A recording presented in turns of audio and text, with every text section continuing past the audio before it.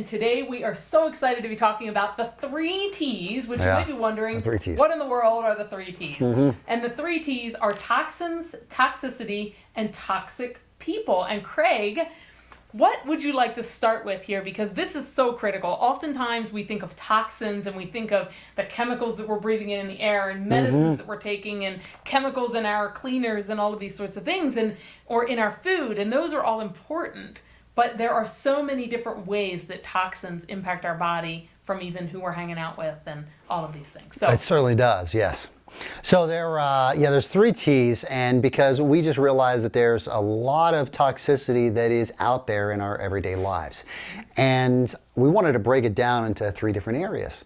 I always like to start off when we're looking about toxins, talking about the food that we're actually taking in, because that is something that is near and dear to all of our hearts. I mean, because if we're not actually taking in food, we're not surviving. And this is one of the most important things that we need to understand about our lives. And we need to understand these toxins that we are bringing in to our bodies. And media has led us to believe that every food out there now is toxic, right? I mean, if you start reading news articles, you hear that everything is so toxic. And it's true, there are more toxins and things than there used to be, but we have to eat. We do. Right? We certainly have to eat. And to make it very simple is whenever you're thinking about food and you're going to the grocery store, the most important thing you can do for yourself is, if you can, you should really have organic, non-GMO food. Right. I mean, those 2 things are the most important things. And what's funny is that a lot of times people think that it's actually so much more expensive to have organic, non-GMO food. And if you're looking at the price tag, yes, it actually is. And I know some people are probably thinking, well, I know you're going to be going into the health benefits of it and how it's going to actually help you whenever it comes to the doctor's visit. And first of all, yes, that is true. But there's actually another aspect to it that most people do not think. And that is, whenever you are actually ingesting good, clean food that's organic, non-GMO, what ends up happening, and most people don't understand this, is that once it goes into your stomach, that's not where the nutrients are broken up. Right.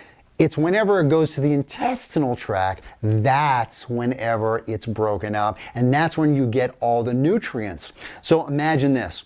You actually have this, really this food that is not organic, not non-GMO, highly processed food, and it goes into your stomach. You kind of feel full, and then it goes into your intestinal tract, but there's really not a lot of nutrients there. And have you ever said, wow, I just ate all this pizza, all this Chinese food, any other food, and I'm still hungry, like 30, 60 minutes later. Why am I so hungry? It's because of the nutrients that you're not getting. And it's because of the toxins that are in all those foods, and that's why we recommend the organic, non-GMO foods, if you can really do that. And also, when you mention about processed foods, when you go to the grocery store, one of the best areas that you can go in the grocery store is not in the middle. You need to stay in the perimeter of the grocery store. If you do that, if you think about that, that's where all the whole food's at. Yeah. All the processed food is right in the middle. And so if you actually go around the perimeter, you're going to stick with all the whole foods. And if you're going for the non-GMO, the organic foods, that is going to then put so much more nutrition in your body. And we do our best, and our best is good enough. You'll hear that from us many times. You do your best, and your best is good enough. So if you can get the organic, non-GMO food, that's going to be so much better for you.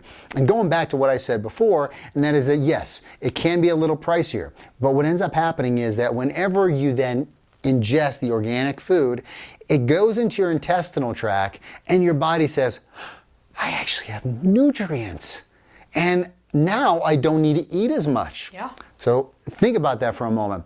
If you have this toxic food, and then you actually have to eat more of it because your body says you're not getting as much nutrients. If you have good, clean food, then your body says, oh, I kind of feel full. I'm okay.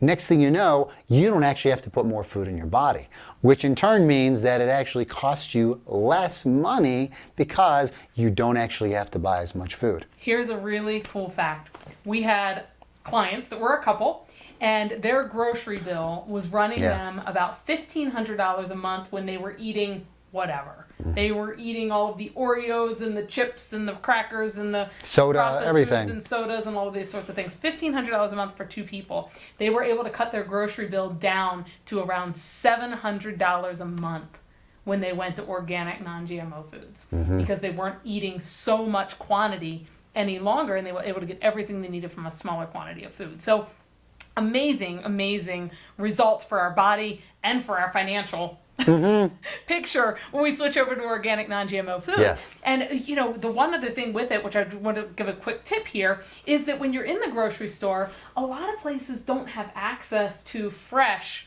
organic, non-GMO foods. Frozen is perfectly fine. Oh, yes. And a lot of times, frozen, unprocessed, right? There's this question of what's processed and what's not, okay? But if it's still in the natural state and they literally picked it off of the plant or the vine or the tree, and then they flash froze it, right? And then they bagged it and put it into the store, those are perfectly fine. Just what you want to look out for is make sure that it hasn't had anything added to it, right? You don't want chemicals and salt and all these things added. Just make sure it's literally that fruit or that vegetable that was picked, frozen, put in there. And one of the amazing things, and we'll get into this more in another segment when we talk about how we detoxify our body, but those fruits and vegetables a lot of times have more nutrients than the fresh ones in your store, because they were allowed to ripen on the vine.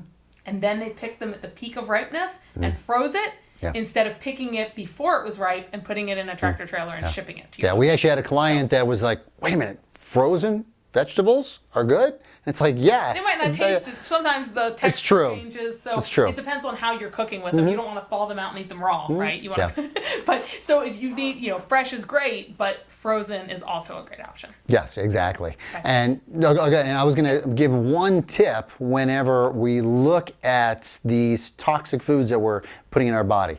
Now, some of you may be thinking, this sounds like overwhelming. Am I really going to be able to do this? And how do I, first of all, it's about small steps. Yeah. I mean, that's really what it is. And with a suggestion that we would make is, if there is one type of processed food that you are bringing in, why don't you change it over? And why don't you, instead of doing a processed food, why don't you get some raw nuts, maybe some raw almonds? That would be a nice snack to utilize.